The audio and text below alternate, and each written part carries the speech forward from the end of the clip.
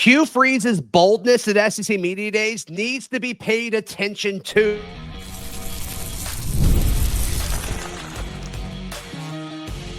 You are Locked On Auburn, your daily podcast on the Auburn Tigers. Part of the Locked On Podcast Network, your team every day. Yes, welcome on into Locked On Auburn, your daily Auburn Tigers podcast. I'm your host, Zac Blackerby, and thank you so much for making Locked On Auburn your first listen every single day. We're dapping it up with Darrell Dapprich, Montgomery radio legend, hanging out with us on this Friday edition of the show. We got a new commitment. We will talk about that later in the show. We also reacted right as the news dropped yesterday. So if you want to check out a full show dedicated to Wilson Zaire, that is in your feed. Oklahoma's thoughts on Jackson Arnold, I think, are telling, as well as the overall vibe for Auburn, probably more positive than I expected going into SEC Media Days. But Darrell, his boldness, Hugh Freeze boldness, both on the main stage as well as talking to local media before he took the main stage. That was Monday night in Atlanta. It's a different level of consistent messaging than we've seen from him since he's been at Auburn. It's important to note that you and I did a little short while we were out there, like a little couple-minute thing talking about the expectations, him not running away from them. Yeah. I want to – the deep dive on this is very important because there's a lot of people that I've been seeing on socials, Auburn fans particularly, saying, we've heard it all before, same old, same old. I want to see it proven. Look, no. I've been at all three SEC Media Days. He was very measured in his responses the first year about where the roster limitations were and what his expectations were very realistic, very humble, very modest. Last year, he felt like they would be better, but he still never used the words last year be in the playoff conversation. So for people to say, well, this is the same old thing, it's not. He admitted roster limitations 2 years ago, just wanted to get to a bowl game, and last year thought they would be better. This is the first year he's not running away from big-time expectations. Yeah. It's almost like he's running towards it. And it totally debunks, his statement that he made like 2 months ago to the folks in the next round where he's like, well, I'm not a fool. We got to make a bowl game, I believe was his quote. And everybody's like, oh, so the expectation for Hugh Freeze at Auburn is you got to go 6-6. And it's like, that's not what he said. Like, we really twisted this. And so I like that he didn't focus on the bare minimum and he focused on the actual goal, which does feel different than in previous years. Because look, like, this is what it's all been about. We've talked about it, and you've heard, messaging internally from Auburn football's, from their discussions, and we've been privy to some of that. And we've talked about it consistently here on this show. It's been about year 3, and you have the roster to compete. I mean, one of the things that he said just real quickly, like on the main stage, is he mentioned all the top teams in the SEC, and he said, we've got the roster to compete with them now. And like, when has he ever said that before? I think that's the first time I've heard him say it. I'm going to give you a little bit of breaking news about the comment that Hugh Freeze made about having to make. I know I'm not an idiot. I know we got to make a bowl game. I found out from somebody recently who's very close to Hugh Freeze and is close to the program that he answered that question thinking they were talking about the previous year, not Auburn football in the future. So meaning he was being reflective, saying, I'm not stupid. I know we should have made a bowl game last year. Oh, interesting. You see what I'm saying? He was talking about last year. And they didn't make a bowl game last year. And that was a big thing, to miss a bowl game. So his comment was in regards to what they just missed, not what he was hoping to achieve in the future. Once the genie's out of the bottle, you can't go back and go, that's not what I meant. It's just best to let that lie. But from a very good source, he was more reacting to what just transpired last year and missing the bowl game by commenting, I'm not stupid. I know we need to make a bowl game, i.e. we should have made one last year. Not that's what the goals of the program are going first. So which makes sense. That. I mean, that's consistent, throughout. Another thing that I think this boldness and, borderline, aggressive nature and wording that he said about, the status of where Auburn needs to be by the end of this year is it puts it all on him. Like, I don't think we're 6 weeks into the season, and let's say Auburn's lost, a lot of their big games to start. Let's say, they lose at Baylor, they lose at Oklahoma, they lose at Texas A&M, which is the worst case scenario, right? I think at that point, based off of his messaging, unless they're just plagued by injuries, it's on Hugh Freeze. You can't blame Peyton Thorne anymore. You can't blame, offensive coordinator like it seemed to happen, in the first year. Like, it's all on him. And in the same way, let's say you win those 3 games and you're undefeated going into Georgia, which would be incredible. Hugh Freeze will be celebrated. I mean, he's either gonna get it all or take it all. I mean, that's where we're at. Well, here's the metrics for me on that is that I feel like for Auburn to be in the playoff conversation, and again, I want to let's be clear about exactly what he said, because there's a lot of people that have been misquoting what Hugh Freeze says and having different narratives. The Jackson Arnold comment was he loved the kid out of high school, not that he recruited the kid out of high school. And some people can't see the difference and had to get straightened out on that yesterday. You don't think every coach is aware of every 5-star quarterback? Exactly. Like, I mean, that's so stupid. I mean, but that sometimes his words get twisted. He did not say, I expect us to be in the playoffs. He said, the expectations are to be in the playoff conversation. Right. What does that look like? To me, it looks like Zac going into the Iron Bowl with at least 8 wins. If that happens and Auburn's 8-3 going into the Iron Bowl, there will be a conversation of, if Auburn can win this game, they're in the playoff conversation. Okay, that's the first point. The second point is, to do that, I think Auburn has, when you talk about that 6th game that you threw out there at the start of your statement, you said 6 games in my opinion, he needs to be at least 4-2 going into that 7th game to be realistically have 8 wins. So the 7th game is Missouri? Yeah, because he could be 3-3, but that means he'd have to win out, right? All the way up until the Alabama game. Sure. If you're 4-2, you give yourself a little bit of wiggle room to lose one along the way. So these are some fun little mile markers to look at as an Auburn fan. 8 wins going into the Iron Bowl, you're going to be in the playoff conversation. Yeah. 4-2 coming out of the first 6 games halfway through the year, you got a shot. Yeah. That's the kind of progress. That's the kind of thing you want to mark and track. Yeah. Few more observations from SEC Media Days. It was more positive than we thought, as well as, Oklahoma, and more specifically, I know a lot of people are talking about, what Oklahoma said publicly at SEC Media Days, but just some of the conversations had with Oklahoma media members throughout the week. Pretty eye-opening. That's next, right here on Locked On Auburn. Today's show brought to you by our friends at Monarch Money. Darrell, we've all looked at our bank accounts like, we spent how much on food last week, or we spent how much on travel last week, or on Ubers to SEC Media Days. Oh, that one hurts. Last week. Thank you so much for that. You just gave me PTSD, but that's okay.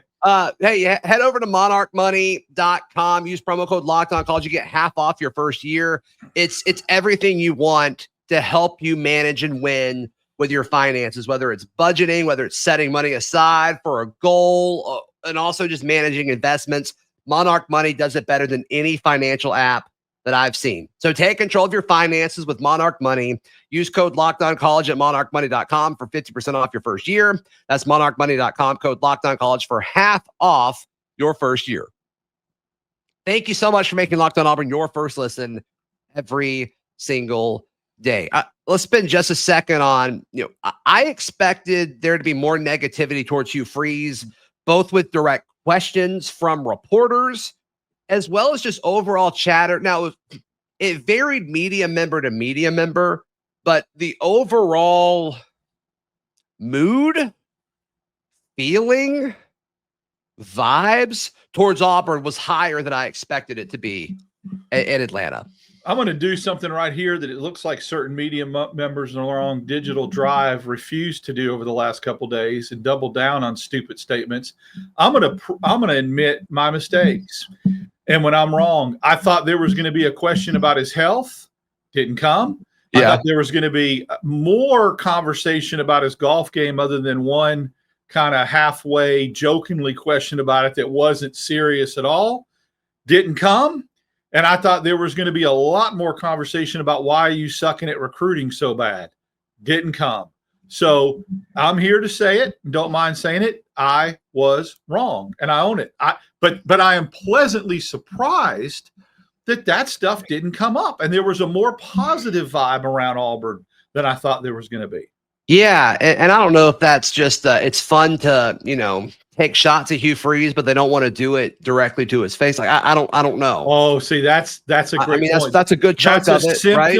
That's a symptom of where we are overall as a society. It's fun to do it and be a keyboard warrior. It's fun to do it with your digital. Yeah, there's articles. also a strategy in you get so much engagement on the internet, whether it's clicks or retweets or whatever. If you look him in the eye and ask him that question, and you won't do it. Yeah, because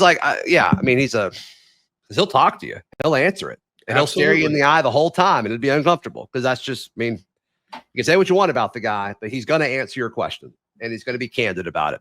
Good or bad, that's what he does. Yep. Yeah. All right. So, Oklahoma's thoughts on Jackson Arnold. It's so normal in this age of the transfer portal anybody we get is awesome. Anybody who leaves us stinks. And there's a few exceptions. Like when Bo Nix left us, I think we all kind of felt like we probably didn't treat him right, both from a roster standpoint, from a scheme standpoint, and from a fan base standpoint. And you saw it coming. You knew that he was going to have and it's like, really good years. Like, all right, Bo, you're an Auburn guy, but we hope you do well at Oregon. This seems really similar to Jackson Arnold. It feels really similar.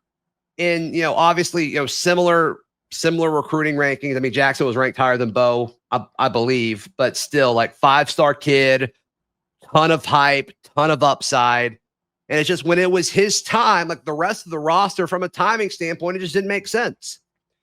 And Oklahoma seems to really feel the same way about that. It's other than when we play and when he comes to Norman, we're pulling for Jackson. And I don't know. I wasn't really expecting that from it to be unanimous messaging.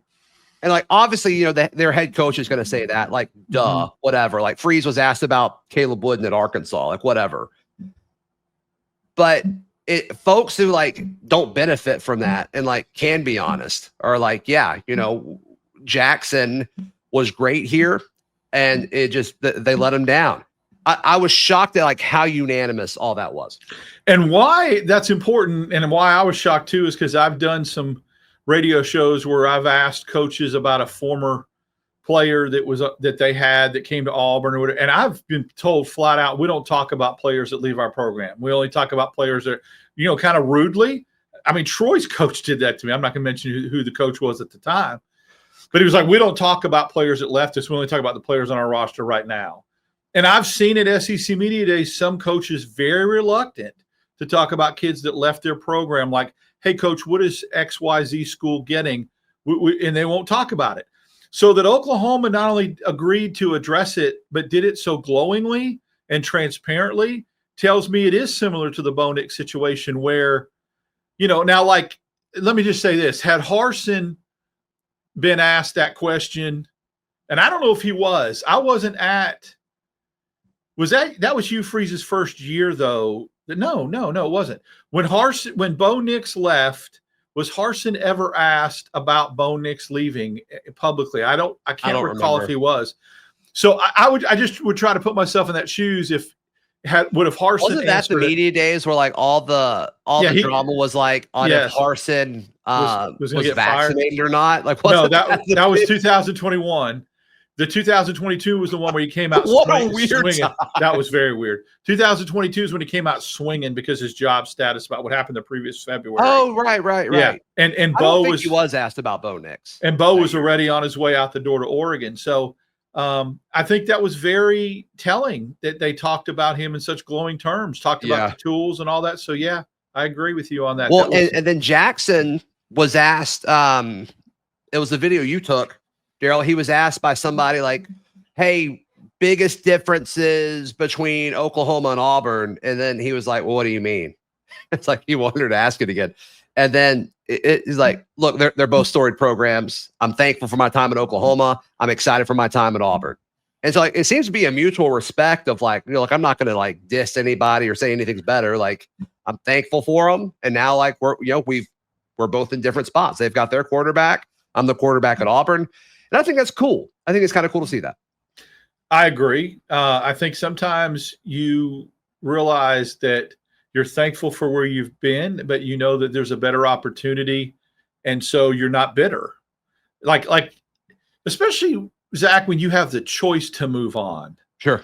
Right. You're choosing to leave. It's different. It's not like in a job scenario where they fire you or they cut you and you have to go somewhere like in professional sports. Yeah. He chose to leave Oklahoma and he chose to not leave on bad terms. It is ironic that both Bo Nix and Jackson Arnold, when you were making the comparison, at some point during the season, Jackson, for a longer extended period of time, both got benched. Sure. So, anyway. But I think that's TJ Finley came in and was just like a Heisman caliber quarterback for like that one drive. What a weird era of it was. Football. It was such a weird era. So strange. But I think that both parties did right by each other with how they handled it and did a good job of not making it a story. And then Harse after that game was like, let's fire the receiver coach. Cornelius Williams, wasn't that? Yes, the great potato famine What a strange time. What a strange time. All right, Auburn landed a new commit, an important one next, right here on Locked On Auburn. Today's show brought to you by our friends at Kia Autosport of Columbus. If you're looking for your next ride and you're located near Auburn, take the very short trip over to Columbus and check out all of their amazing Kias that they have available to you. Look, you can save up to $3,000 off MSRP if you select a new 2025 Kia Sorento model. My family has purchased Kias in the past, specifically a Sorento, and it was incredible for our family. And they've got this new thing going on where any new Kia purchase, you get tires for life. I'm going to be honest, like that sounds a little too good to be true. And you also get a lifetime powertrain warranty. Just talk to your sales associate about that.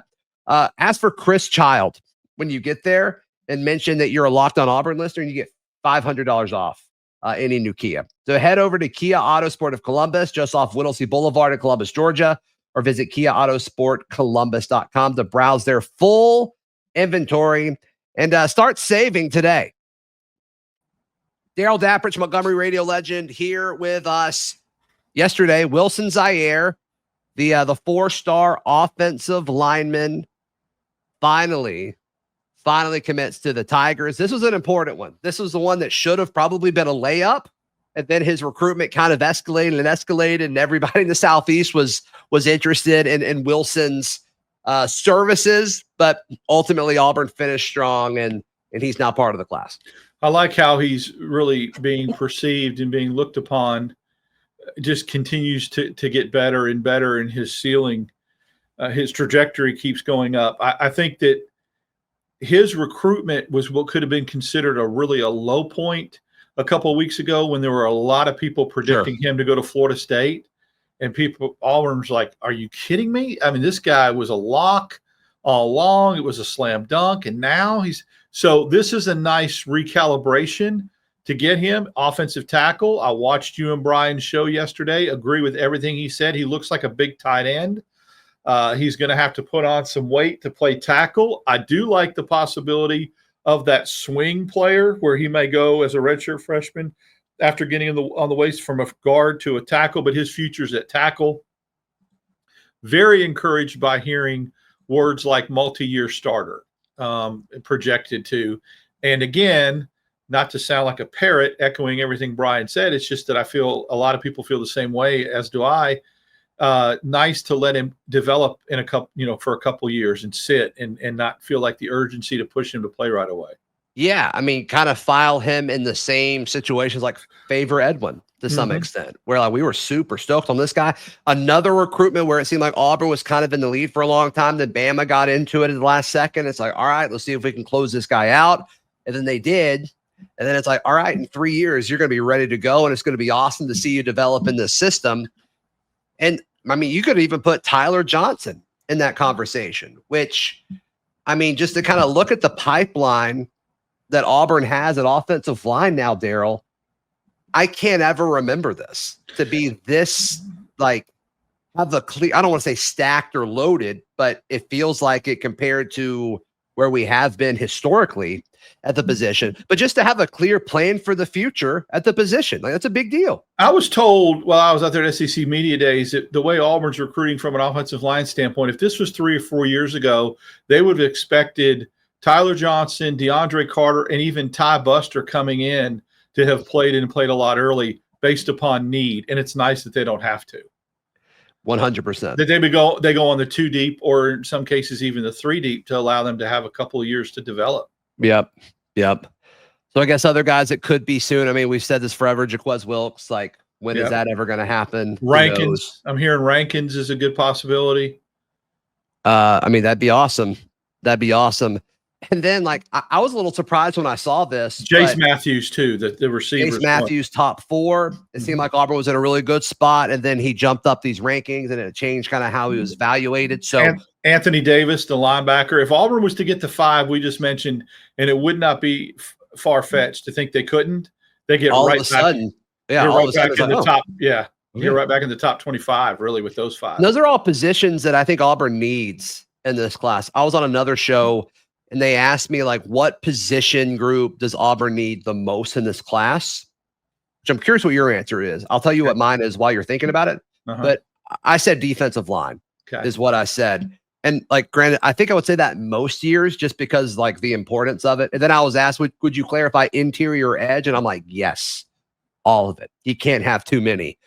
And so obviously Rankins would help with that. I would say tight end.